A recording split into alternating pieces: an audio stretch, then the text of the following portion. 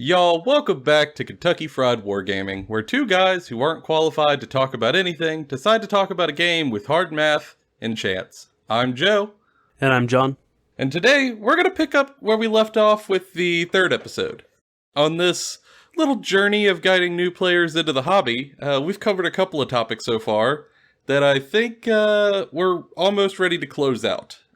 Last episode, we covered not only the archetypes of armies that are in Age of Sigmar, but also our recommendations for armies of each type and how we think that you should get into them if that's what you're interested in. So John, what are we going to talk about today in a similar vein, but just slightly differently? Alright, so today we're going to be tackling the slightly more difficult topic of getting into Warhammer 40k. Whew. Yeah, it's a bit tougher than Age of Sigmar because it's such a long-running game. There's a lot of models out there, there's a lot of lore out there, there's a lot of stuff, and one of the most daunting things is picking an army to start with. We're hoping that in our second episode you kind of picked up on a playstyle that really resonated with you, and here we're going to break those down into individual armies to help you figure out what you want to buy and play and build and paint and tell stories with. So I believe our first category is melee, right, Joe? Yeah, so we're trying to keep the order consistent between episodes 2, 3, and today's 4, just so if you're somebody who's kind of listening to all of them, they follow a similar flow. Because this is difficult enough on its own, no need to inject some more confusion into it. So, yeah, I thought we'd first talk about melee, because as we mentioned in episode 2, 40k is a game where everybody has machine guns and laser cannons, and there are tanks all over the field and planes buzzing about. So there aren't as many melee-focused factions as there are shooting factions. So I think it might make it a little easier to unpack, don't you think? Yeah, and I think that something you got to keep in mind with 40k is that even if it's in air quotes melee faction, it will still have shooting in it. You're still gonna have guns. Yeah, you're gonna need guns if you want your guys to get there. Otherwise, you're gonna have a hard time doing some stuff. I think it's very important to know that going in, that melee does not mean all melee. It means mostly focused on that specific thing. Yep, at least that's the portion of the game where you're really gonna push hard to get done what you need to get done. So I'll go first, because it's a faction I play. Who knew that people with podcasts have biases and talk about their armies more? How novel. So, my pick for someone who's looking to get into a melee faction is the Blood Angels. The Blood Angels are a very unique subchapter of Space Marines, which we'll get to later. Who specifically are incredible in melee. Fluff-wise, these are sort of like pious knights of ye olden days, but in power armor, who appear regal and stoic and steadfast defenders of the Imperium, but underneath harbor a dark secret and a rage that threatens to consume them. And I really enjoy that flavor, and I pulled to it pretty immediately. But also on the tabletop, they are... The best way I can describe them is it's kind of like, if y'all ever watched Beyblade, it's kind of like if you had a blender Beyblade roll into a whole butcher shop full of meat, just chunks and blood come flying out everywhere. That's every charge phase that a Blood Angel army has. They're just a food processor for Xenos. Really are.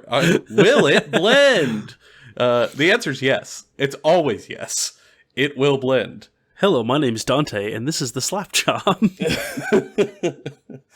I just want you to know, John, that my army's relic weapon will now be called the Slap Chop in your honor. Fantastic. And every time I roll dice, I'm going to yell slap. It's okay. It's going to kill me. Oh, yes. Because all Space Marines, they get access to the giant catalog that Space Marines have, but they have a number of unique characteristics that make them powerful in melee. So, in 40k, Space Marines have what is called a chapter, tactic, which could be a little confusing because they're all different and there's a million of them to memorize. But really what they mean by chapter tactic is that every every Marine faction has the unique rule that applies to your army. That's all that means. You get a rule that applies to your guys. And the Blood Angel specifically is called the Black Rage. And this gives them a bonus on dice if they have just charged into melee to attack something, or if something has charged them to attack them. So when you start sprinting up the field with your guys and you dive in head first to an enemy army, you can put a lot of hurt out very quickly with the Blood Angel's army.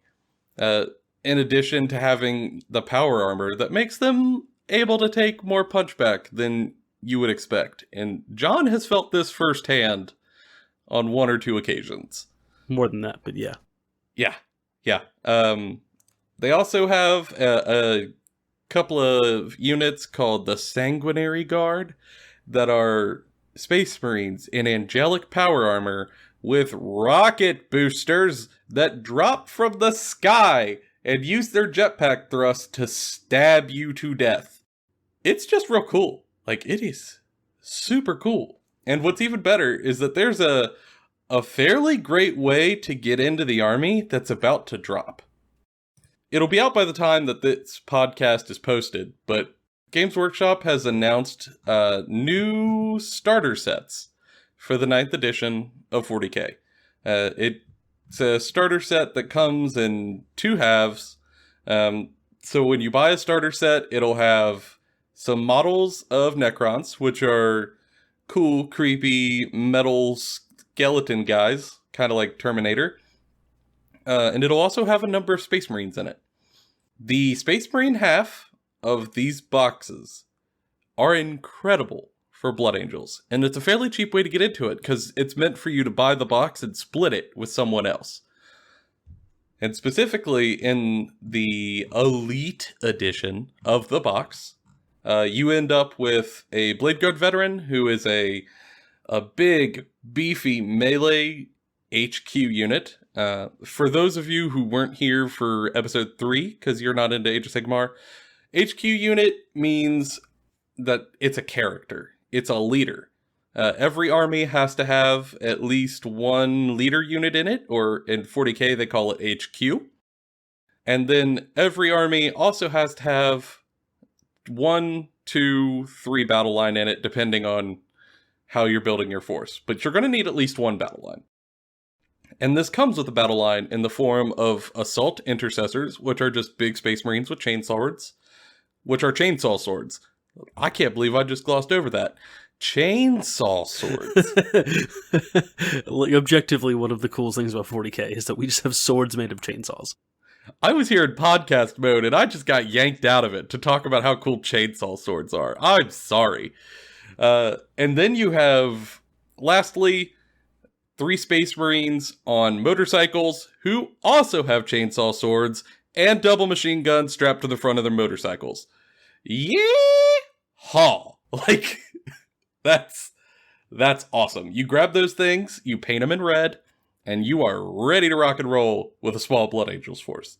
And I bet you're going to do pretty okay at it. Yeah, I think Blood Angels are a great way of starting a Blood Angels force if that's your flavor, and it has such a large range that you can make a Blood Angels force work no matter what's going on with the rules. But my pick is, surprising nobody, the edgy version, the Chaos Space Marines. Did we both just pick our own armies? Is that what we did to start this? I mean, we both play melee factions, so yeah. We're very predictable. Very predictable. I picked Chaos Space Marines because there's a huge breadth of Chaos Space Marine sub-factions to pick from, so you'll probably find something there that you're interested in. And they're Space Marines medieval, is the best way of putting it. They are demonically enhanced and heretical Space Marines. Either they're renegades that have left the Imperium recently, or they're ancient warriors for the Dark Powers from 10,000 years ago. Regardless, they're all part of the Chaos Space Marines, and they have a pretty good start collecting box, surprisingly. Yeah, they didn't always have a great way to get into the faction, which is one of the reasons that it was hard to recommend them. But Games Workshop, not too long ago, dropped a new start collecting box that they crammed a lot of value into for a fairly cheap price. Yeah, for a pretty good price, you're getting 2 individual, like, demon-possessed kind of Chaos Space Marine characters and Greater Possessed. You're getting a 10-man troop squad of Chaos Space Marines, which you're going to need. You're getting 2 big shooting, like, honking, walking tank dudes called Obliterators that they're really good at providing support for a melee army. And a demon engine, Venom Crawler, which is a vehicle. It's a giant, like, spider that shoots cannons out the sides and, like, kills stuff with its spider legs. It's very useful model. And then we have a Master of Possession, which will buff up all your demon units. And he's a caster, and he can provide some support for your other guys. And he's an HQ piece as well. This is honestly one of those start collecting kits too that I could see somebody buying multiple times. It has a lot of stuff in it that you could use. Although I just want to say the names of these units are amazing. Oh, absolutely. And Venom Crawler, my favorite grunge punk band. Yeah.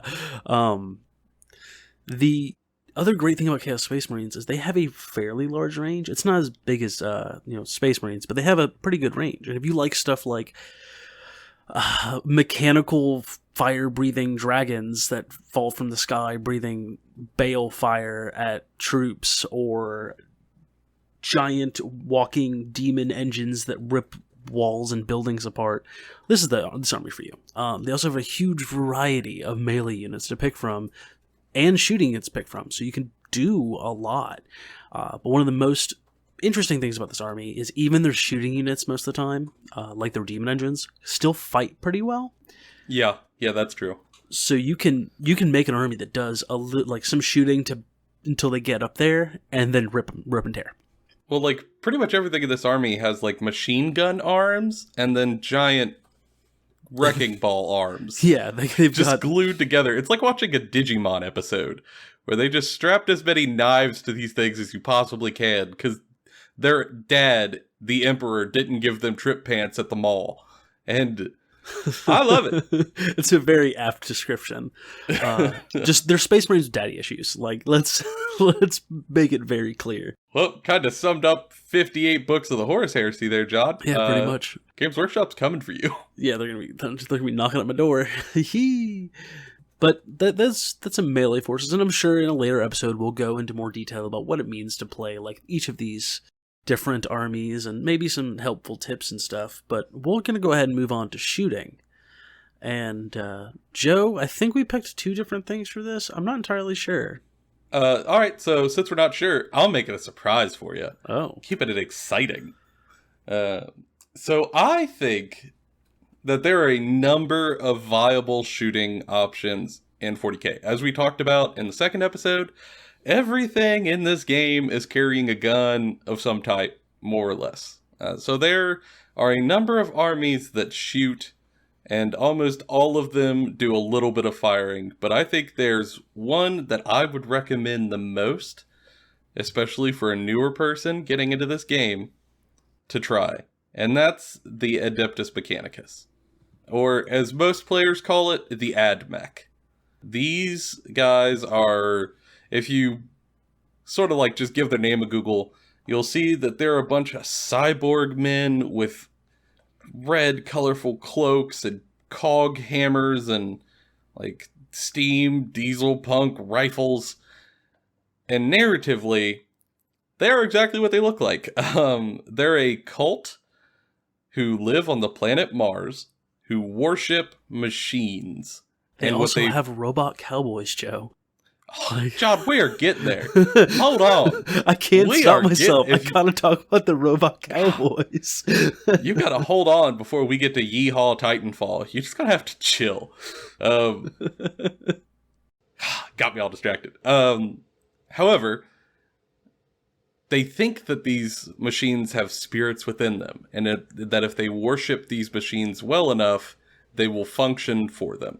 So they are the technophiles of the Imperium, and they believe that flesh is weak and that metal is obviously superior. So they TIG weld every sort of arm and extra leg onto their body to replace their flesh. And mechanically, as you would expect from a bunch of guys who love technology, they have some crazy guns. Crazy guns. Including, as John said, a unit called the Cerberus Sulfur Hounds. Cerberus Sulfur. I didn't know that was what they were named. I just saw the pictures when they were released. I only like them more. The Cerberus Sulfur Hounds are mechanized knight construct cowboys riding mechanized like horse wolves with flamethrowers for mouths. Everything that you just said is objectively cool. Yeah, I love every word of that. Like it, if you like steampunk and if you liked the movie Dune, this is for you. This is the army. And they also have, just so happen to have, a pretty good start collecting box. So if you were wanting to get into this and you kind of looked at their flavor and their theme and their very characteristic models, and you thought, I'm kind of into it, I'd recommend grabbing the start collecting box for Adeptus Mechanicus. So we explained it in the last episode, but I feel like we should touch on it again in case some people weren't into Age of Sigmar, so they skipped episode 3. A start collecting box is a box that Games Workshop has put out. They started doing it, 4 years ago, John? 3-4 years ago? Yeah, about the start of, right before the start of 8th edition, they started releasing start collecting boxes instead of releasing the more expensive Battle Force versions to make a smaller barrier of entry for people. Yeah, so a start collecting box is just that. It's a way for you to start collecting a force. And these start collecting boxes have a variety of combinations, but really what they have in common is all of them are going to have a leader or an HQ, as we talked about earlier, of some sort in the box. They're also going to have, as we talked about it earlier, a troops option or a battle line option, as it's called in Age of Sigmar, but we'll use troops for here. And they're probably going to have a big hitter unit or a utility unit that's larger in there as well. So in this box in particular, it comes with a tech priest, a unit of 10 troops, which you could build as one of 2 different options depending on how much metal you like. And then it also comes with a sort of tank that they have called a Dune Rider or a Disintegrator. So cool. And you can pick how you build it. One is a sort of a transport, the other's like a big old gun hoverboat. And if you buy one of those, that's the core of an army. You could pretty much put that on any table with friends who also bought a start collecting box and be good to go. And on the table, they're not super complicated to play, I think you'd agree, John. Like, I think that's one of the things that makes them kind of appealing. Yeah, they're not. They're definitely one of the easier armies to learn to play because they can be a little bit more forgiving, but they have a lot of depth to them. Like there's a lot to optimize and learn with the army, but starting out the base premise is pretty easy. Probably not as easy as Space Marines, but still pretty easy. Yeah, I mean, most turns you're going to move forward a little, and then you are going to shoot at whatever your enemy has that you don't want to eventually touch you and destroy you. And that's pretty much going to be every turn, is just picking what to shoot at. And I think if you're just getting into the hobby and you want to pick a force that's shooting but also a little simple to get into, this would be my pick for you. Another really good benefit to it is that they have multiple ways of playing. They're multiple viable ways of playing that don't feel bad, if that makes sense. You can play this army, I believe, 4 or 5 different ways, entirely different ways. Not even just like kind of the same, a little different. Like I'm talking completely different, and it's pretty great. I'd agree with that because they've got like the long range shooting, but they've also got a lot of like mid range shooting and skirmish units, and they've even got a couple of melee units. It's a pretty wide force that if you start off with a shooting army and then you want to kind of expand into other directions, you can do that. And I think that's great to have when you're first starting out with this game. Yeah, I would absolutely agree. But if you're done with AdMech, I'm going to go ahead and talk about our fancy boys from the Damocles Gulf. I think you better talk about them. Otherwise, I'm going to talk about the Cerberus Sulfur Hounds for about 8 hours. So take it away. All right, so the faction I'm going to talk about is our first non-Imperial or Chaos faction. It's a Xenos, which are aliens race, known as the Tau Empire. They are blue-skinned kind of fish people, in a way. They believe in something called the greater good, but more importantly, they have this very clean aesthetic to them. They have a lot of mech suits and battle suits, and they're all shooting. They don't have melee units, actually. It's actually their huge weakness is they don't have any melee units. So if you're looking at just doing shoot, McGun, this is probably the army for you. I mean, you are forced to get good at shoot, McGun, because you don't have other options. And it has a very futuristic sci-fi aesthetic, like normal sci-fi aesthetic, not the gothic aesthetic that the rest of 40k has, which makes it drastically different than the rest of the factions. Yeah, they look very, if y'all ever watch Gundam, very Gundam-esque. Yes, very Gundam-esque. Like, a whole lot of big mech suits with, like, these big flat panels and sharp edges, and giant honking machine guns strapped to them all over the place. Very Gundam. Yes, and they're honestly not incredibly hard to paint. They're a bit easier to paint because they have a little bit less details on them. But the best part is you can paint them a couple of colors and then add to them later when you learn more techniques. They kind of take to that, I'm going to paint you now and then keep improving on you later kind of methodology. And they have a pretty good start collecting box. One of the better ones, in my opinion, comes with an HQ piece and an ethereal. Yeah, who is useful in most every list. Like, some of the HQ units in the start collecting box, you look at it and go like, I gotta run that guy. But not the case here. And then they have a troop box, like a troop unit in there. But uniquely, it can be either a breacher squad or a fire warrior squad, which are two different troop choices, so you get a lot of customization there. And then you also have a group of battle suits called Crisis battle suits, and they are, I don't want to say generic mech warrior, but they're like a mech battle suit guys. Yeah, they're a smaller sized mech suit. And it comes with a bunch of drones, which are incredibly important for Tau. Huh. Yeah. Drones are like the backbone of the army. They're like little robot friends that do different utility things for the army. And it comes with a bunch of them. So this is a great way to start the force, and it comes with some of the iconic models in the Crisis suits and stuff that you're just going to need to play the force. And so I would absolutely suggest Tau as a shooting force if you're into that aesthetic. Yeah, the only thing I would push back a little on Tau with is that Tau can be difficult to learn. They have a mechanic in there called marker lights, where you can shoot lasers at enemy units, and it helps the rest of your units shoot at laser-marked targets. And you have to remember how many levels of marker lights every single enemy unit has on it if you have shot it with marker lights. And that ranks up with between 1 marker lights and 5 marker lights, and each has different bonuses for having hit that. And once you play it for a little while, it's not that complicated. But I'm sure some of you just heard me saying all that and went, what? And I feel that because I am in the what camp. But if you're someone who really loves shooting and is super into Gundams and doesn't mind kind of learning an army that has some more nuance and is more rewarding to deep dive on, I think Tau is a great choice. Absolutely. Well, I think that we've talked shooting to death. Joe, you tell me about a Horde faction that you love and that you would suggest for our listeners. Because I really want to know. Hold up now. I don't know if I'm ready to go to Horde there, John. I think first we should talk about the middle ground before we hop into the craziness. Oh, are you talking about all-rounders? John, I do believe I am. There we go. We're podcasters now. Yeah, I think that we actually picked the same thing here.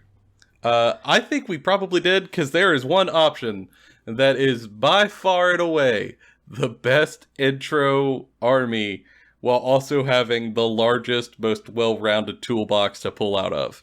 I'm gonna just go ahead and guess that you have picked Space Marines for our viewers to start with if they want a well-rounded faction. Yeah, I think Space Marines is probably the best bet.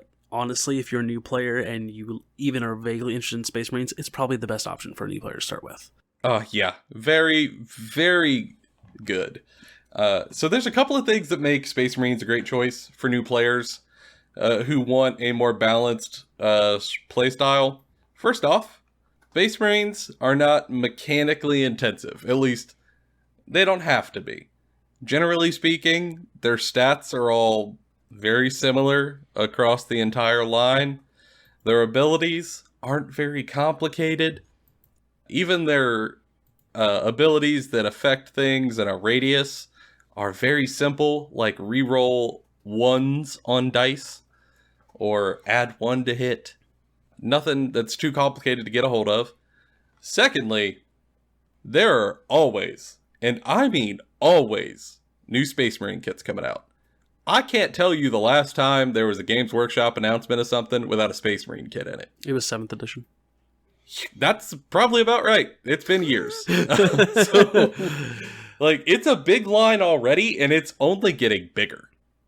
They keep coming out with new options that are cool. Which means, third, all the models, I won't say all the models, a vast majority of the models are newer kits. Which means you're not going to be fiddling with old models that might not be in plastic and are in resin, or God forbid are in metal. And that is very beneficial, especially for new hobbyists coming into this thing. Yeah, absolutely. And one of the other huge strengths of Space Marines as a core faction is that if you pick up some of the boxes, before you paint them, you build them, and you play with them, as most of us do, and you kind of get a feel for what you want to do, you can then buy a supplement for a specific chapter, and then play that chapter with that play style. So it allows you to test out the army, see what you kind of like doing, and Space Marines, thanks to supplements, kind of have access to doing anything, and any of the things that we suggest here, besides maybe a super elite army or a super magic army. Yeah, and lore-wise, the Space Marines are all over the board. So when we talked about AdMech, or when I talked about Blood Angels, it was very easy for me to give you a flavor of them because their factions have very specific stories that make them who they are. But Space Marines, they are separated into what are called chapters. You could think of these as like groups who follow similar creeds and similar beliefs and similar cultures.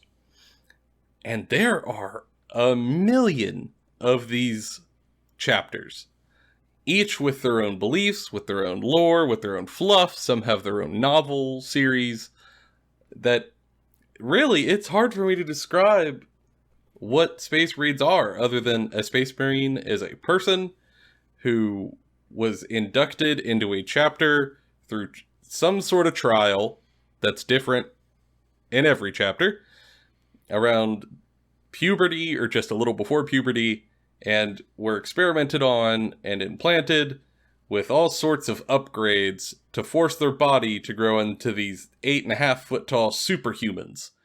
And then we put those guys in power armor that's roughly like a walking M1 Abrams tank, and we give them rapid-fire artillery guns that they wield like regular assault rifles. And we drop them out of the sky into a fight. That's Space Marine in a nutshell. And if that's the baseline of like, this is the lamest Space Marine I could get, there's only up from there. And up from there, it's got to be pretty freaking sweet. Yeah. Depending on what you're into. And there's not only is there a lot of options lore-wise for whatever you want to follow, but there's also a lot of open-ended stuff for creating your own chapter and your own stories. Oh, yes. And so I think everyone should play Space Marines at some point in their 40k career. Might as well start fresh at the beginning. It's great. You can always pull Space Marines off and play with them. And if you're trying to get someone else into the game later, Space Marines is a perfect teaching tool. Yeah, there are things out there that I like to refer to as loner armies, where like you just have it around in case a new person kind of goes, hey, I want to try this game, but I don't want to drop like $100. Can I try some of your models? And Space Marines are perfect for that. They are the best loner army. because they're just so easy to understand right off the bat. But with all of these options, at least one of the things that was difficult for me is that there are so many options if you go to the Games Workshop website and look up Space Marine, that I would struggle to know where to start. Because I struggled to know where to start when I started my own chapter. And for me, I think, as I talked about earlier, that new starter set for 9th edition is a good option. But I think the Start Collecting box for Vanguard Space Marines is even better. So that box, you get an HQ unit, just like all Start Collecting boxes we said do. You get a unit of 10, we'll call them troop choices, 10 troop Space Marines, which is always good to have. Although you can actually take them in 2 units of 5, so you actually end up with 2 troops if you want. And then you end up with a unit of 3 specialized snipers who can shoot pretty much across the entire board, because they are Space Marines with sniper rifles. And then if that's not cool enough, how about Space Marines with heavy anti-armor machine guns with jetpacks flying out of the stratosphere to help on the battlefield? That's one box, y'all. That's one box. Yeah, it's a pretty good box too. And to like hop in and just start a force, if you're not sure specifically what kind of Space Marine force you'd want to go into, all of that is good in any faction. That's all very safe, I would describe it as. Yeah. Absolutely. I think not only is that box set a safe choice for starting, but in an already safe faction to choose to start. It's hard to suggest anything else, unless they come up with more starter sets after we release this video, which they do, and that's another strength of collecting this force, is it can end up being fairly cheaper than other factions, because they do release a lot of starter kits, and a lot of bonus kits. Like every time there's a 2-person box set, it normally has Space Marines in it. Yeah, you could pretty much bet your bottom dollar that there are going to be Space Marines all over the place. And also the used market, once you get kind of acclimated to the hobby and you start delving into Facebook trade groups and eBay, there are Space Marine deals everywhere. You can't throw a rock without hitting a great Space Marine deal. So once you if you figure out that this is for you, it's very easy to expand. Absolutely. I think we've talked at length about Space Marines now, though, Joe. Do you want to move on down to the grand old golden corral that is Horde Armies and the massive amount of choice and just lots that is there? You described Horde Armies as a golden corral, and I just want to say how appropriate that is, because much like Golden Corral, I look at Horde Armies and I drool over them. I dream about how much I can't wait to get in there and get all of the models that I can touch my hands on and shove them onto my plate. But then, just about 6 hours later, I regret my decisions immensely, and I realize I have no impulse control. So yeah, sure, let's head off into Horde Armies, because I play one of these, and it hurts me. Don't worry, they hurt other people too. So, as we talked about in episode 3, I don't know if I'd recommend Horde Armies for any starting player, necessarily. I would try to steer you elsewhere gently, because I think Horde Armies are difficult from a hobby perspective. Not necessarily like a rules perspective, but there's just by the nature of being a Horde Army, there's a lot of models for you to build and a ton of models for you to paint. And that could be hard as a new player, and especially if you're new to the idea of miniature hobbying altogether, to wrap your head around. Because you gotta learn how to batch paint efficiently, and how to group up units to move them faster, and it could be much. However, if you are like me, and you also love Starship Troopers, and you want to be doing your part, I do have a recommendation. The Tyranids. The coolest antagonist in 40k, who one day will become a big plot deal. I feel it, John. We will have our time in the sun. I mean, I can disagree with you and say they're already a big plot deal, but I think that's for another episode where we argue with each other about the lore. God, I'll get the booze. Tyranids, though, they are very similar to the space bugs from Starship Troopers or the Zerg from StarCraft.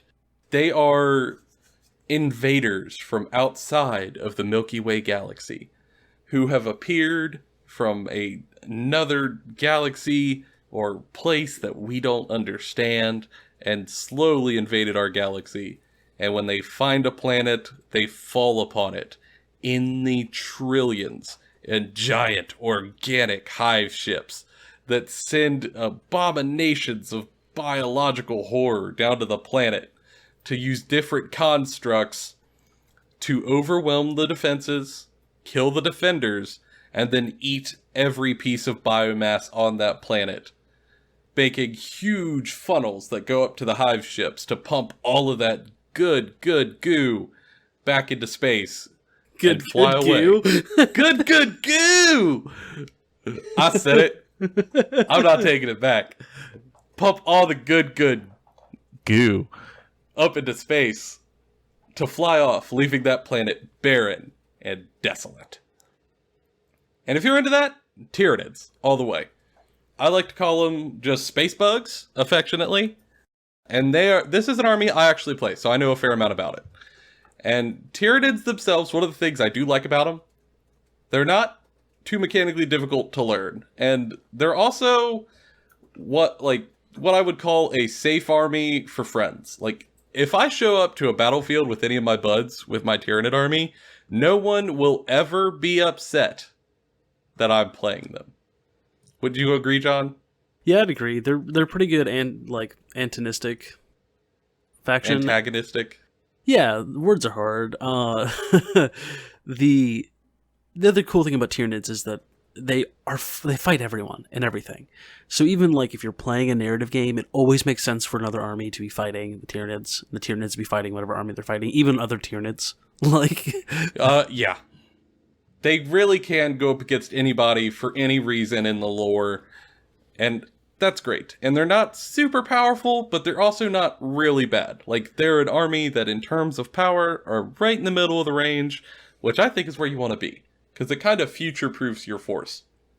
And I think the Tyranids also have this unique thing to them where they can be painted really, really, really simply.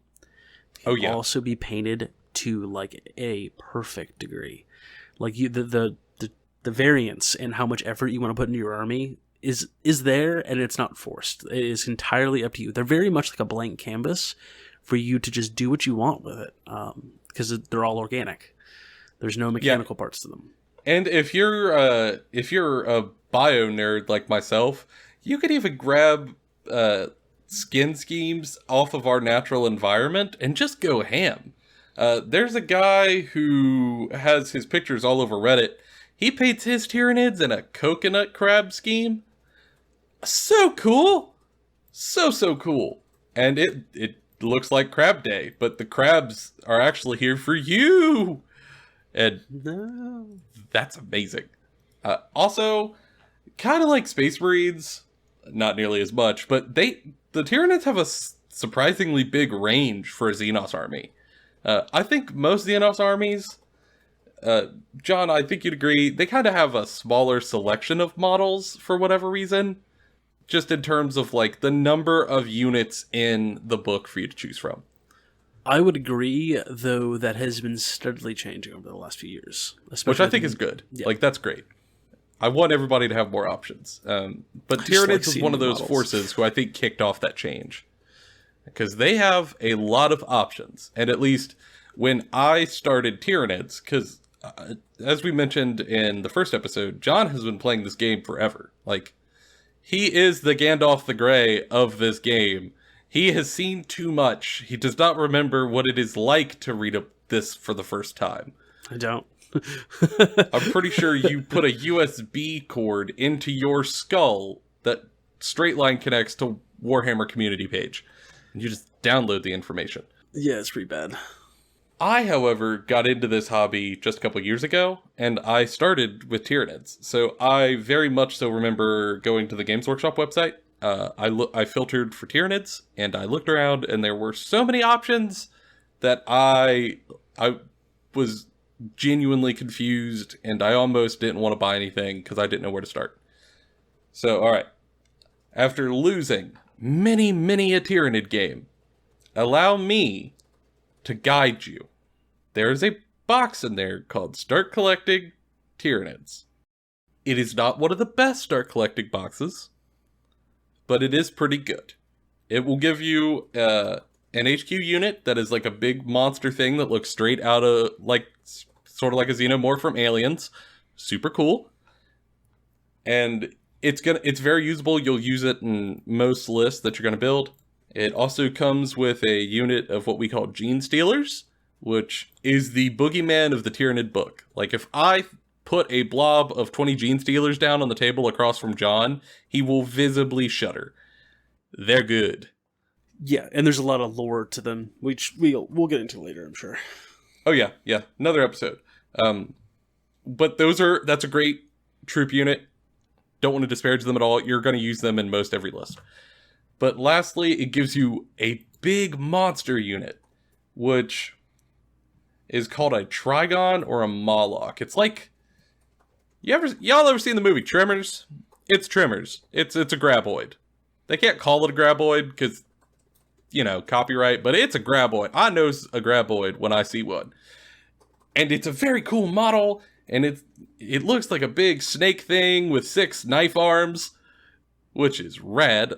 And I want it to be good, but it could kind of flounder. But with the new edition, new rules are coming out, I bet you that's going to change. So while I might not have recommended this box to you a little while back, I think now it's a great way to get into Tyranids. And from there, you could start expanding out. I'd recommend, like, if you buy that box and you put it down and you give it a whirl, if you're into it, get yourself another box of Gene Stealers. That blob gets bigger. Gonna have a great time. Buy yourself like a Carnifex, which is just a big dumb battering ram. Gonna have a great time. And slowly build your horde. And I think that's kind of one of the things I like the most about Tyranids, is that my army slowly grows over time, and it allows me to kind of play with the various options rather than diving in too hard too early and kind of neglecting a fair portion of the options in the book, which I find kind of happened with my Space Marine force. Yeah, I would agree. The Tyranid book has a lot of like hidden gems too. Like, there's a lot of weird stuff you can do in there, which is, I think, super fun. And just forcing your units to rapid evolve to situations on the battlefield to change their stats. Very cool flavor. I'm a fan. I'm here for it. Incredibly cool flavor. But I'm going to go ahead and ask you, Joe, are you done waxing poetic about your Tyranids? John, as we have already talked about, I am never done waxing poetic about any army that I care enough to collect on. Coming at you, episode 88, 6-hour conversation, Joe talking about how cool his little plastic army man is. Well, I mean, if you still want to talk about Tyranids, how about I tell you about my favorite story from the Tyranids? And that is when an Inquisitor thought it was a great idea to have this race of monsters that eat biomass to get bigger fight.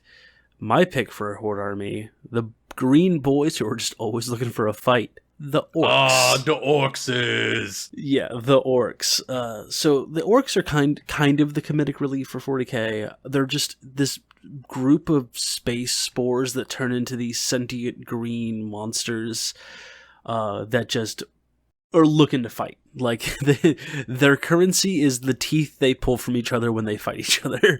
They love to just slap guns together that shouldn't work, but they make them work through this weird psychic ability they have.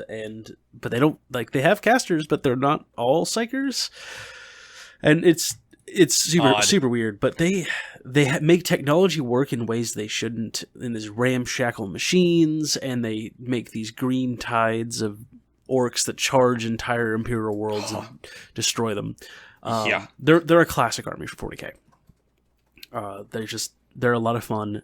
That's one of the great things. Yeah, And one of the most unique and flavorful. Absolutely. And I don't think there's ever been a game I've played with an orc player that I didn't enjoy. Yeah, the orc community is delightful, and all of them are amazing. As long as one of their units gets into melee with one of yours, they have succeeded. They have had a great time, whether or not they have lost this game. And I appreciate that. This is a hugely customizable force. This is probably one of the only forces I can tell you that you can go to Walmart, buy like a toy car, slap a bunch of weird plastic bits on it, put it down and be like, that's a Ludo wagon? And no one would question it. They'd go, oh, cool. Like... Yeah, in the lore, the orcs are scavengers, so they will pull vehicles or scrap or guns or anything that they could find and just make it work for them. So you can grab models from other factions in Games Workshop games and slap an orc on it and it works. You could get stuff from the dollar store, slap an orc on it, say it works. You could get stuff from other historically accurate miniature games, slap an orc on it, call it good. And that could lead to you having a very flavorful army that is uniquely yours. And I think that's And they have totally a awesome. huge range. They've got a ton of stuff for you to get into. If you're looking to only collect one army, but you want that army to just kind of continuously build, this is it. Like that's what they do. Yeah. You'll end up with a giant horde. But with that comes a few negatives. The negatives being you're going to be painting a lot of models. So many orc boys. But you're going to have a lot of fun while playing them, hopefully, if that's your flavor. The other thing is they do have a start collecting box, and it's the best way to get into the army, but it's honestly not that great. Like, it's... because they're a horror army, it's not going to be a lot of points.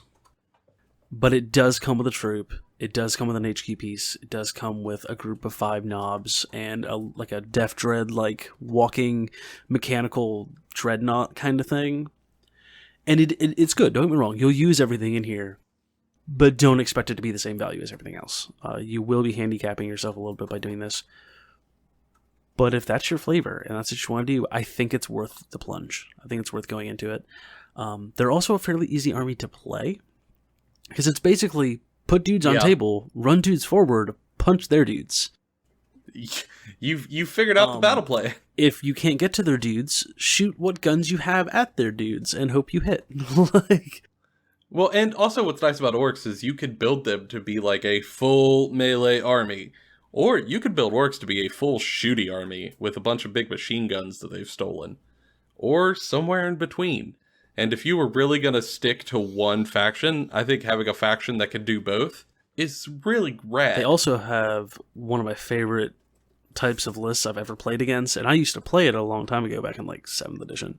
A Mad Max list where you just have like Mad Max Fury Road, dudes and trucks on like motorcycles, and they've got different like car kits that have like hot rods with guns on them that can like teleport because they want to go fast. Like... It's wild and crazy, and it's great. And this is another one of those factions where if you put it down on the table across from somebody, they're gonna have a good time, and you're gonna have a good time. It's really hard to have a bad time when you're playing against orcs. I will say, personally, the most fun game I ever played was against an orc player. And there's a pattern to be had there. Most fun games I've ever played at 40k ever. I was playing orcs and I lost the game like horribly. Like I was tabled by turn 4, but I had a blast because I was playing orcs. Like it was great. I cannot suggest them more as a straight up fun army. They're fun to win with. They're fun to lose with. It's great. But on the opposite side of the spectrum, let's go to elites. And I think we're gonna have some differencing opinions on here because my choice, Joe, is a choice that you're probably going to tell me is wrong to suggest to new players. Oh, I'm ready. I'm getting my gloves on. I don't know about you listeners. I love big robots. Big robots are cool. And I think that if you want to play an elite army, you can play the most elite army there is that brings 3 to 5 models to the table. And that is Imperial Knights. Ooh, I have split opinions. I go ahead and make your pitch. So I will say Imperial Knights can be very pricey to get into if you're a new player. Each kit's over $100. But I think over 150. They're a little bit pricey, but you only need 3 to 5 of them, and they're pretty big stompy robot models. They can be hard to learn to use effectively because you have so few of them, but I think every elite army is kind of like that. But can you really say that it wouldn't be fun to be a giant robot with a big gun and a cool giant chainsword to cut like buildings in half? Because that's pretty objectively cool. Would you not say, Joe? I mean, it is cool, and as someone who has been waffling on Imperial Knights for over a year, they are very cool. However, I would specifically caution new players away from this army. So, when you are playing 40k with 3 to 5 models, it's a totally different game than regular 40k. And you aren't even going to be able to participate in some of the phases of the game. So if you're a new person who's trying to learn this game and is trying to figure it out, you're probably going to lose most games. Because 40k is really a game about getting on predetermined objectives on the board, and the person who has the most models on that objective gets the points and wins. So if you only have 3 models in your whole army, and they come up with a bunch of models, you're probably going to struggle. And there are ways to mitigate that for veteran players, but I think that might be particularly difficult for a new person to overcome and get into. Which is hard for me to say, because I love big stompy robots, but yeah, I have split emotions. Well, if you haven't been dissuaded and you are into big stompy robots, my suggestion to start with this, just pick one. Just pick one of the big robots in the range. Yeah. Grab buy a it, knight. Build it, paint it, enjoy it. Just, if you're going to do it, go whole hog sandwich. There's no way to tell you how to make a budget version of this army. They all cost about the same. Helvrins are the cheapest at $75 for 2 of them, but that's not a whole army. You can't make a whole army of Helvrins. Yeah, each one of those like big knights is going to be over $157, and each giant knight, which you're probably only going to have one of, it's like $170 something dollars in American, in USD, we'll say. Well, I guess they probably could have guessed that from how we talk, but yeah, it's not an army that you can get into on a budget, which is another reason that's kind of hard to recommend to new players, because I know getting into this game can be expensive, and we like to mitigate that where possible with our picks, but it's just not going to happen. Well, if you don't suggest knights, what kind of elite style army do you choose, Joe? So I'm going to go with an army that is still very, very elite, and will have a fraction of the models that your opponent's force will have on the table. But rather than 3 to 5, having 10 to 15 on the table. I recommend an army called the Adeptus Custodes. In lore, there is the Emperor who oversees all of humanity. Well, he did, until he was mostly killed and trapped on a gold throne. However, he has been trapped there for 10,000 years. And he has been guarded for all 10,000 years by these huge, golden, power-armored warriors called the Adeptus Custodes. They're sort of similar to Space Marines in the fact that they once were human and were bio-enhanced to be bigger and stronger and super, but they are super-er double super, than Space if you will. Marines. Super. Oh yeah, super turbo duper. chads. So they are the super duper Marines, and they stand as the personal guardians of the Emperor. And because they're so big and they're so strong, there's not a whole lot of them. But that doesn't matter, because they don't need a whole lot of them to get a job done. So the Adeptus Custodes, like I said, you're probably going to have 10 to 15 models on the table, maybe 20. But I don't see an Adeptus Custodes army going a whole lot more over that, just because each unit is so elite. Even the troop choice of an Adeptus Custodes army, called the Custodian Guard, have stat lines that are equivalent to other factions' characters. Their heroes are roughly equal to your basic troop units. And your heroes are nightmares to their heroes. They're the boogeyman under their bed. So they can really push hard to get a lot done. The only downside of Custodes is that, much like Knights, they don't have a start collecting box to start collecting Custodes. However, for Custodes, I don't know if you really need a start collecting box to start collecting Custodes. I mean, as John can attest, I am now playing Custodes because I accidentally ended up having enough Custodes for a full army. Yeah, it was actually super easy. Yeah, I didn't mean to. I bought a single box of 5 Custodian Guard to play Kill Team, which is a skirmish game. And then a friend had an extra box of their troops and just gave them to me. And turns out that's almost 1,000 points worth of Custodes army. Because they are just that elite. So if you're into that, I would recommend just buying 2 boxes of Custodian Guard. That gives you 9 Custodian Guard. And with that last guy, make yourself a shield captain. And now you have an HQ and 3 troop units. Almost 1,000 points worth of army for the cost of 2 boxes. Another downside of Custodes, though, in my opinion, is they don't have a huge range. If you don't like the look of their troops or their bikes, you don't really have any options. If you want vehicles, you don't really have any options. I think they have a Dreadnought and a Land Raider. And a hover bike. They have flying space motorcycles. I didn't think those were vehicles. I think those were bikes. But I mean, I digress. You disrespect my flying Listen, motorcycles. your golden demigods on their huffy bikes can chill for a second. Most of their vehicles are actually Forge World, which is a very expensive part of the hobby. It's kind of the premium place to go get resin miniatures. It's not part of the regular GW range, but can be used in 40k. It's kind of complicated. But that's one of the downsides of Custodes. But don't let that dissuade you, because I think Joe has a lot of good points. They have a lot that they can do. They shoot pretty well. They fight pretty well. There's only a little bit of them. They're pretty quick to paint. I would agree with them. Yeah, they are very fast to paint. Also, they're fairly tough. And as we've talked about in episode 2, tough armies are fairly forgiving for new players. Because you're going to make mistakes in where you put stuff. And here, even if you mess up and you go, oh man, I shouldn't have put those guys there, they're probably going to survive whatever happens to them. At least for a little bit.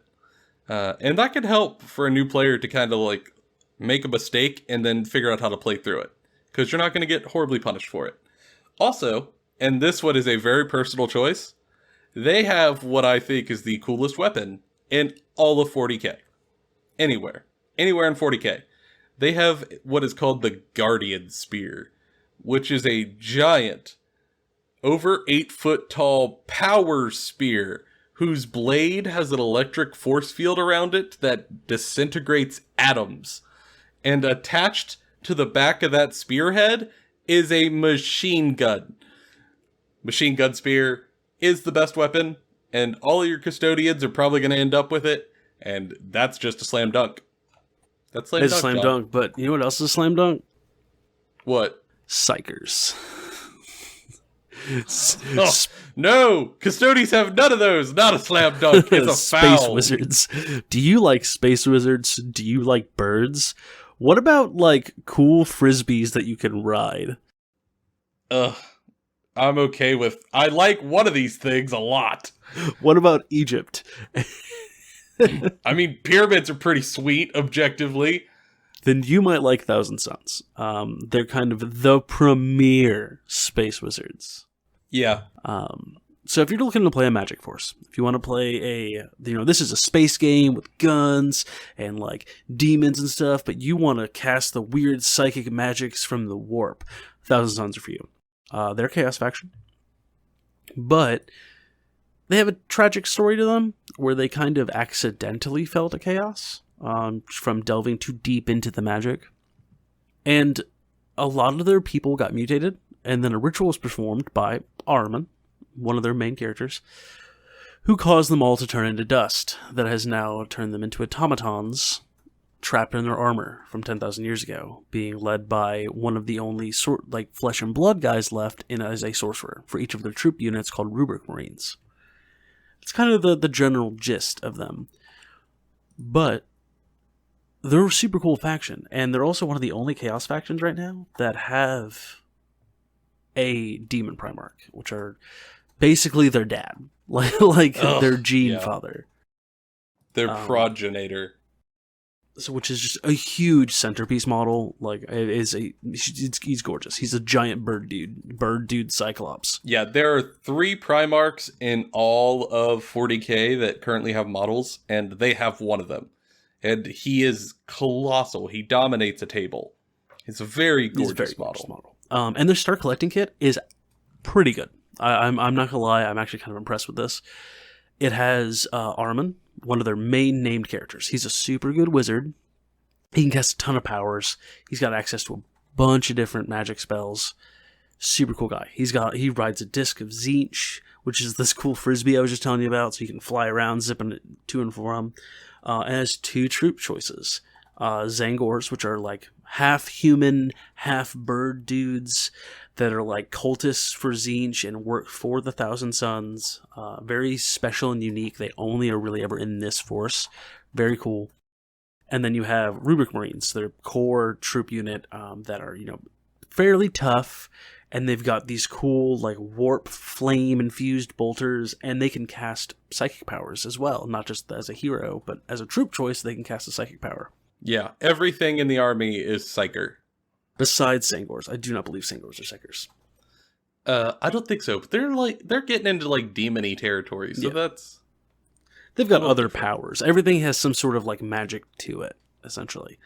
But this whole army is focused around doing magic to make them better at shooting, to make them better at fighting. That's their core mechanic. Or to just cause things to spontaneously combust. Yeah, they do magic very well. But being demons and being, witches and heretics, they have a natural enemy. And I believe that natural enemy is your pick for a magic army in 40K? Oh, it sure is. So flavor-wise, there is one chapter of Space Marines that is a secret in the 40k lore.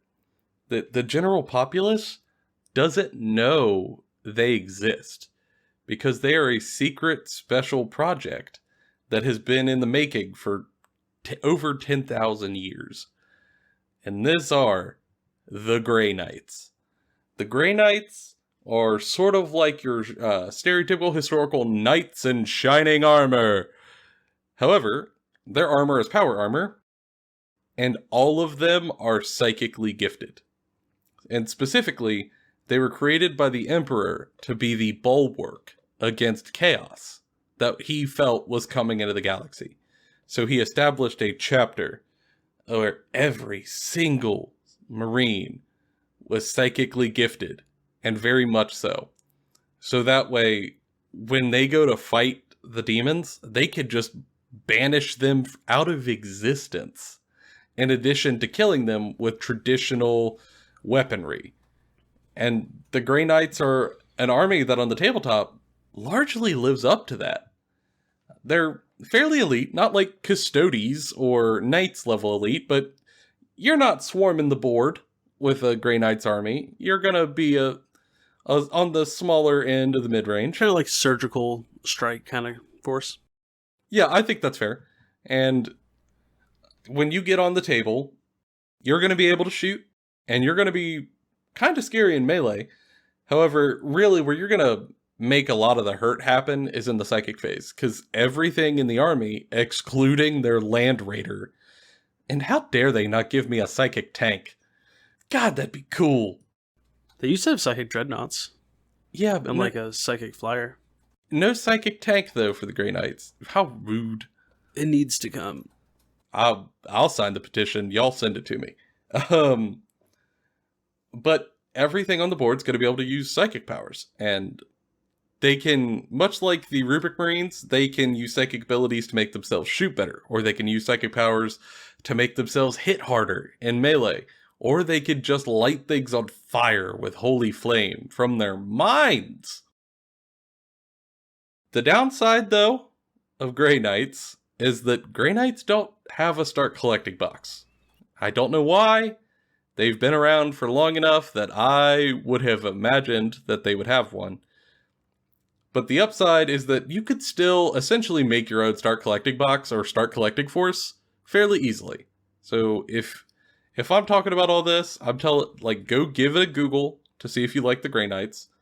Specifically, there's something called a Nemesis Dread Knight, which is a space marine in a colossal exoskeleton, like exosuit with a big sword. Like, see if that's your flavor. If it is, you could get into this army fairly cheap by buying what's called a Grey Knights Strike Squad, which is a unit of basic troops. Then buy yourself a unit of Grey Knight Paladins, which are 5 guys that are really elite. They're sort of like your heavy hitters who come in later. And then there's a leader unit called Grandmaster Voldus, who is the leader of the Grey Knights. And he is as bad as they come. Highly recommend grabbing him so you have a leader unit and a good one at that. And with those 3 things combined, you've got a solid small army of Grey Knights already. That you could, and it's honestly probably more points than most other start collecting kits. Yeah, I think if you buy that combination that I just described, you're probably going to come out with a little more bang for your buck than some of your friends might come out with. I think that's a great way to start. And I would especially recommend starting small with Grey Knights because Magic armies can be a little difficult to play at the best of times. So learning them slowly with a small force and then growing it over time can really help a newer player get their head around the concepts of the army and then expand them outwards, rather than kind of drowning in all of the tiny rules and magic options, which I've seen happen to some people. And I'd rather y'all avoid it.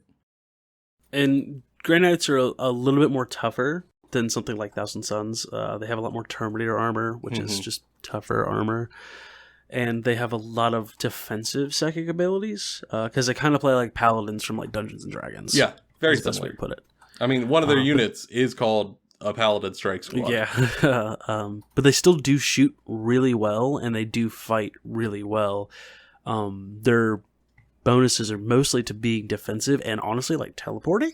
Like they can teleport across the board. Like they could open a small gate, pop one of their units through it, and then make that gate appear elsewhere. So they could do like some Doctor Strange sort of stuff, but with power armor and psychic guns. Yeah, like they're a very interesting force, and I definitely think that you should give them a try if that sounds up your alley. If you like shining knights fighting demons, there's your thing. Yeah, their models are very flavorful, they look appealing, and they're also not hard to paint. Sort of like Custodes, if you go with like the bog standard Games Workshop color, which you don't have to, but if you want to, it's 90% silver. So you just hit them with like a silver spray can and then paint the little details and you're done, which is nice to know as an option if you're a newer player who's not used to big, complicated paint schemes. Yep. And like a lot of the other factions we talked about, they build off of that really well. So if you spray them silver, paint a couple of details, you can go back over with like some dry brush techniques or some other like a little bit more advanced techniques and really make them pop later once you've already started on them. Yeah, I think that's totally fair. They're an army that instead of having to look at your old force and go, oh god, I'm going to have to repaint those at some point. Really, you're just going to come in and touch them up. So it won't be a huge hobby goal for you to have to like repaint the whole army, which is nice to know when you go in. Yeah, absolutely. But with that talk on Grey Knights, pretty, good. Do we want to talk about one of the sneakier and more tricksy factions in the game? I've already getting a headache. I am looking at what I'm about to recommend and my head hurts, John. It's making me tired. Are you saying that maybe your head's getting a little big because it's swelling? It's being filled with knowledge. It's accosted with knowledge. Because what we're about to talk about requires Big brain plays, John. Big brain plays. Galaxy brain. If you like weird, tricksy armies where you're kind of playing on the seat of your pants the whole time, and you're kind of playing 4D chess with your opponent, the faction we're going to suggest to you, and if he picked something different, I'm going to be really surprised, y'all. Because Genestealer Cult are probably the trickiest faction in 40K. Bang on the money. You got me. That would be my recommendation. If you're somebody who wants to feel like you are the master strategist, there's no better pick. So, to give you a brief overview on Genestealer Cult, they are a cult of humans that over the generations of breeding through this weird genetic mutation in their blood, create this cult that worships gene stealers from the Tyranids, and prepare planets through revolution, through machinations, to be invaded by the Tyranids. And they think of the Tyranids as these star gods that are going to release them from their mortal coil and bring them to the great glorious star heaven. Which we are definitely going to do. We are not going to eat you when we get there. Such rumors are false. Yeah. They're super weird. It's really hard to explain.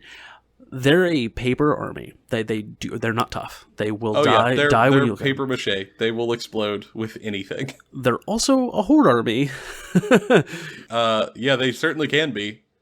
And they also don't deploy like normal. They kind of deploy all over the table. And they have all sorts of weird tricks to them that allow them to create ambushes or deploy little markers to say that so the enemy can't see what unit is actually there. All sorts of strange stuff to do. And they have a lot of weird Lovecraftian style monsters to them. Oh yeah. Like Lovecraftian cults, I should say. Like very very Lovecraftian. Sort of like you're in the town of Innswitch. Yeah, and it's got like 3 armed dudes with like that use stop signs. You've got like 3 armed dudes that have like hand flamers and tentacles, and it's all crazy. And they also, aesthetically speaking, like John kind of likes the Shadows over Innsmouth thing. I am more for their Mad Max aesthetic. One of the themes that runs with the Genestealer cults is that they do a lot of their recruiting, we'll call it, which really is like forced infection, to people who work underground. So like miners and drivers who go in and out with these shipments. And it has led to them releasing new models for Genestealer cults that are like dune buggies and dirt bikes and a bunch of guys who have power sledges and rock saws, and with the appropriate paint scheme, they look very Mad Maxy very quickly and super cool. And they're very much like revolutionaries. In their eyes, they are revolting against this evil imperium that is taking over like their entire existence as fascists. To the Genestealer cult, they're doing everyone a favor. And so there are a lot of workers, there are a lot of people that have this religious fanaticism to them, but on the other side.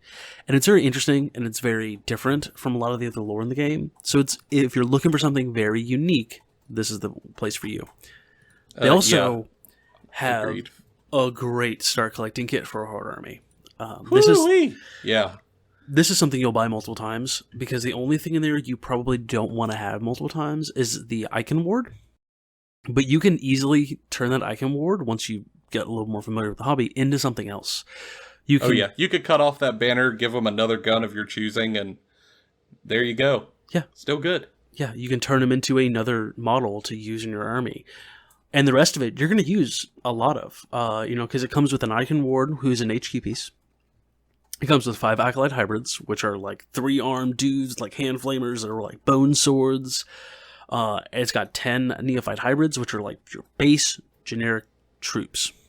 They're regular dudes in the Genestealer cult army. And it comes with a vehicle, an Achilles Ridge Runner, which is like this dune buggy with guns on it, and there's multiple different versions of it, and it's a fairly cheap model, so you can bring a lot of them. This is honestly one of the start collecting boxes that you could probably buy 3 times and use all the models in it. It's going to be a banger every time. Yeah. And it's super fun. Now, cons for the army. Past the hard stuff that is, learning how to play this faction, you will lose a lot of your first games playing this faction. There's a lot to learn. Yeah. But it's a lot to paint, and a lot of the models are very detailed. And it's time consuming to paint. Whereas like when we talked about Tyranids and Orcs, at least like there's a lot of them to paint, but there's not a ton of details on an Orc, and there are almost no details on a Tyranid. So at least you're going to paint that horde fairly quickly. You will get bogged down in a Genestealer cult horde, because all of them have like little flashlights and tiny bits and bobs and bandoliers and stuff hanging off their belt, and their weapons are all different because they look like a ragtag army. So none of their stuff is uniform because they're just kind of grabbing whatever they could find. And that's great when it's painted and done. But it is hard to get it painted and done. It's a test of your patience. Yeah, but if this is the flavor you want and you enjoy painting, I say go for it. Don't let our, problems, how much you gotta paint, dissuade you if you genuinely enjoy painting. Yeah, I mean, John and I have talked about this, I think, in episode 1 or 2, but we're not a huge fan of painting hordes, but that's just an opinion. And it's not even one that I super stick to, because, I have a bunch of painted Tyranids right behind me. Some people are really into these intricate paint schemes, and if you're one of those people, and you have a colossal IQ who didn't have to watch The Matrix 6 times when they were in middle school to understand it, okay. We'll talk about that later, Joe. Don't you judge me. It was very complicated. There were machines and there were pods, and then we were in a city and Kung Fu happened. It was very confusing. But if you're one of those people, this is a great force for you. And for me, the biggest pro that I could possibly put here is their lore. John kind of pokes fun at me for being a lore whore, and it's true. I am a sucker for a faction with good lore. And this faction's lore and their strategy is such a long game that I adore it. I won't go on and on too much, but essentially when a Genestealer lands on a planet, they grab a couple of people, they infect them to make them infect them and warp their biology. And then those people go out and they grab more people to bring in and infect. And they grab more people to bring in and infect.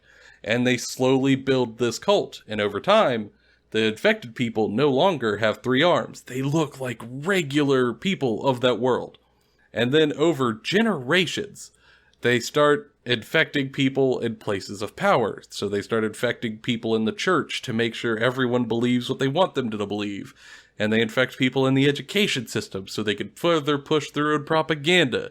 And they infect a bunch of people in the military to make sure that they have full control and they could bring the whole planet to a standstill when the Tyranids get here, so that way they could easily be consumed.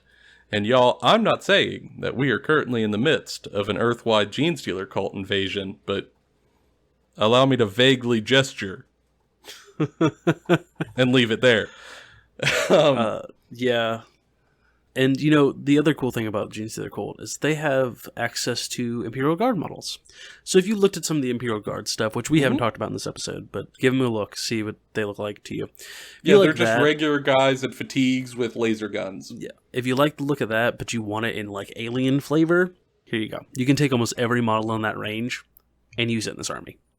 Oh, yeah. Very easily. You could... Either by changing a little bit of the model or by changing a little bit of your paint scheme, all of a sudden those guard models look right as rain in a Genestealer cult force. Yeah. And what that leads to is this is a force that even though it's only a few years old, it's massive. It has so many options. You're not going to run out of stuff to get into with this army. It's another one of those armies where you can just collect it almost indefinitely if you really wanted to. And that's pretty cool. Highly suggest. I've been tempted to start this army multiple times. One of the only reasons why I haven't is because I'm not made of money. Yeah, it is a fairly expensive force to collect and build. which is another con. Like to get to that 1,000, 2,000 point range, probably be buying a lot of kits and probably be doing a lot of painting. But that's kind of anything that's a horde army. So Yeah, comes with the territory. But John, I think we've covered all of the types of armies in our recommendations in this 2-episode marathon. yeah, I know that we've gone on a little bit longer than I think we anticipate to for most of our episodes, but we really thought that this was important for you guys to get like more detailed information and try to bring it level with you guys. Getting into this hobby can be very challenging, especially if you're not going into it with friends. So we hope this can be a resource that you can use and maybe share it whenever you have friends you want to get into the army, into the game with. Yeah, and if we've gone through and we've kind of given our recommendations for all of the army types, but as I mentioned at the end of the last episode, if you see an army that you really like the flavor of and you want to get into it, but it's not one of the ones we mentioned here, and you kind of want some advice, look down below. All the social media stuff we're on is there. Reach out to us. Send us a DM or a comment on the YouTube video if you're watching it there, and just tell us what you're into and what you want to get into it with, and we'll happily talk to you and walk you through whatever faction tickles your fancy. Our whole goal with this is to get more people into the hobby, and if that means guiding some people personally into an army, I'm more than happy to. I know John is, and we could hopefully get you set up. But yeah, we talk about this game and Age of Sigmar all the time. At least multiple times a day. Me and Joe will talk to each other about it. So we know most of the factions in here, and whatever army you're into, we probably know about it. Yeah, and we just love sharing lore, talking about stuff, just engaging with people on this thing. Especially in these kinds of times where a lot of us have been inside for a while. Yeah, it's sort of a bastion during these sort of isolating times. And for me, one of the things I've been doing is kind of picking up on the lore that I've been missing over like the busy months, which is actually what we're going to talk about on the next episode. Now that we've gone through the more mechanically taxing topics of army specifics, we're going to get a little more general again, as we would like to do. And next episode, we're going to talk about the lore of the game, of these two games, and how you can get into it without getting totally overwhelmed by the colossal amount that is before you. Whether that's personal army lore or whether that's game lore as a whole, we'll try to give you a sort of beginner's guide on where you could pick up on that without losing your mind and falling to madness like a gene stealer cult. Yeah, so instead of like running you through all the lore for all the stuff, we're going to show you how you can explore it at your own pace without feeling bogged down and crushed, because there's a lot. And I think it's very important for you to kind of dip your toes in and kind of get acclimated to it so that you can get hooked and addicted to it like we have, like the fiends we are. Because we do have an addiction. Well, I'm a lore addict, and I've been Joe. And I've been John. And that's all of our opinions for today. Bonafide Kentucky Fried.